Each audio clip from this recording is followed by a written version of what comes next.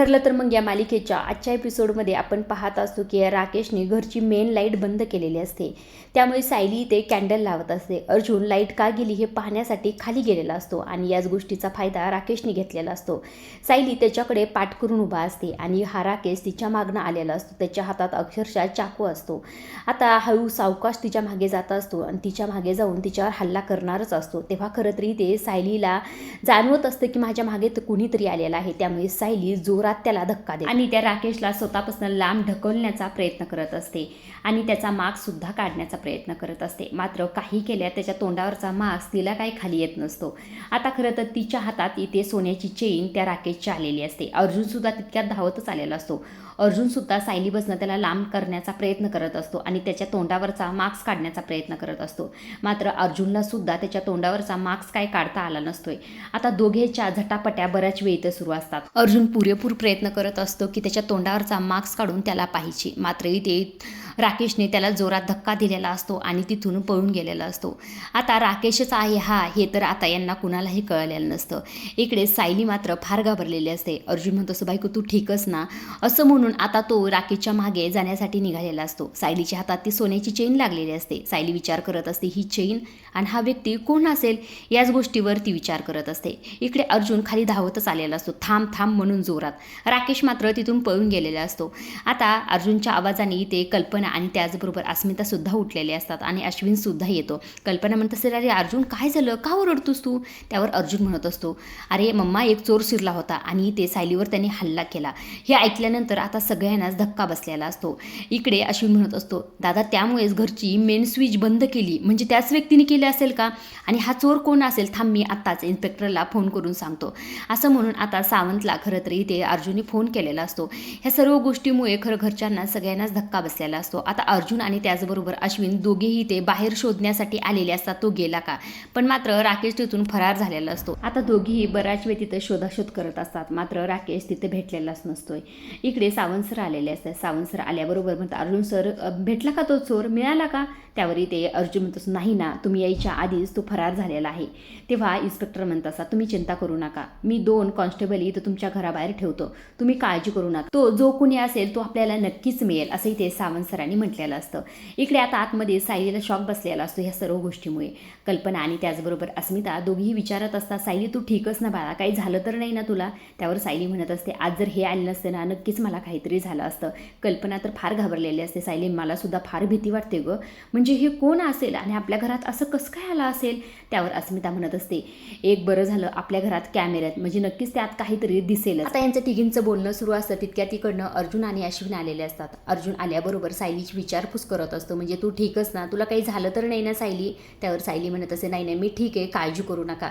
काय म्हणले सावंत सर. त्यावरही ते अर्जुन म्हणत असतो काही नाही ते म्हणले 2 कॉन्स्टेबल ठेवतो काळजी करू नका आम्ही करतो शोधाशोध असंही ते म्हटल्यानंतर आता सगळेच टेन्शनमध्ये असतात. तेव्हा कल्पना म्हणते अर्जुन काय बाबा हे काय म्हणजे सायलीवर हल्ला वगैरे हे काय प्रकार आहे. त्यावर अर्जुन म्हणतो मला काय वाटते माहिती आहे तो ना चोरच असावा तो चोरी करायला आला असावा आणि सायली दिसली म्हणून तिच्यावर हल्ला केला. त्यावर इकडनं अश्विन सुद्धा म्हणत असतो आणि त्यानेच मेन स्विच सुद्धा आपली बंद केली होती हे असंच झालं असेल. त्यावर सायली म्हणत असे नाही मला नाही वाटत तो चोर असेल कारण की त्याच्या गळ्यातली चेन माझ्या हातात आली आहे आणि ही चेन इतकी महागडी त्यामुळे चोराच्या गळ्यात कशी असू शकते असं म्हटल्यानंतर आता इथे अस्मिता म्हणत असते ही चेन मी कुठेतरी पाहितली.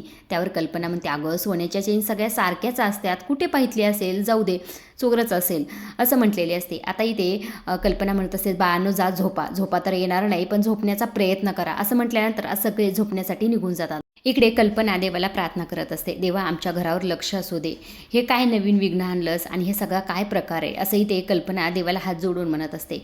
इकडे दुसऱ्या बाजूला राकेश सुमनवर चिडत असतो.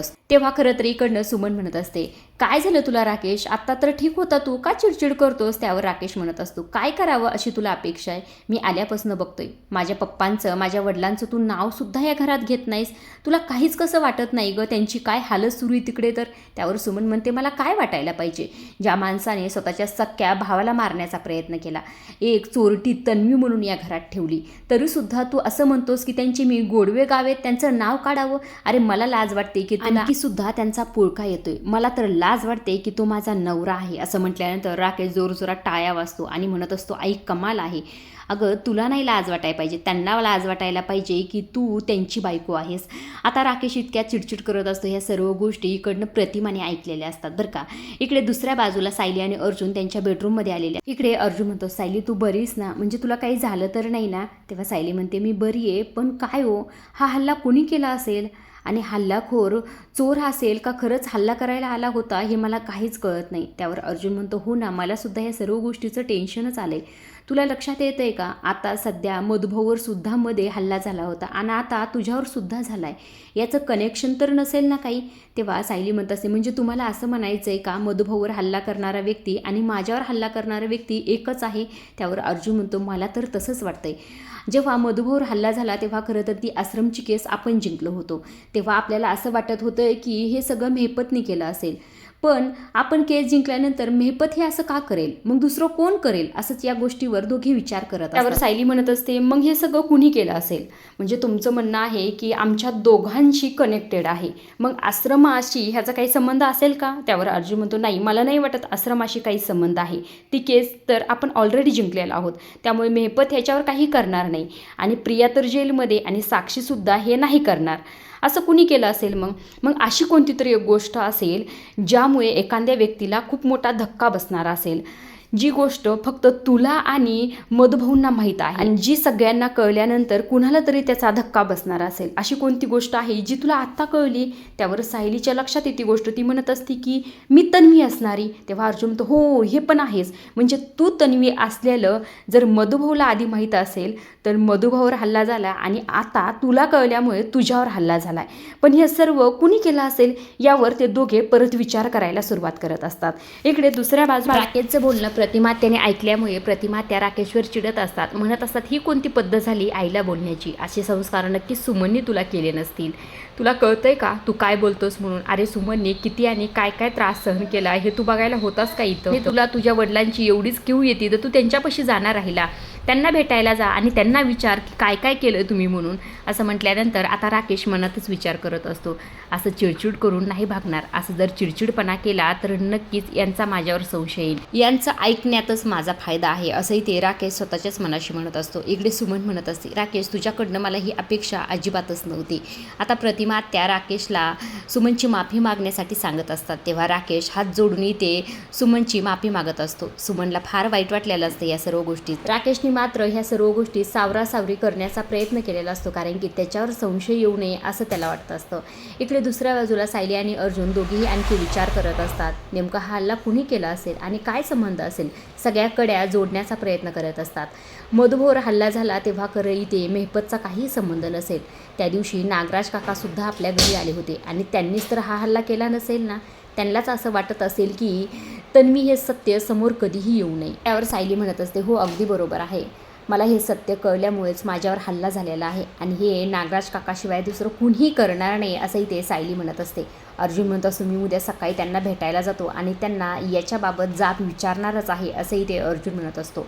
आजच्या पुरतं एवढंच. अशा डेली मालिकेच्या अपडेट जर तुम्हाला जाणून घ्यायला आवडत असतील तर आपल्या चॅनलला जरूर सबस्क्राईब करा आणि तोपर्यंत पाहत राहा. ठरलं तर मग धन्यवाद.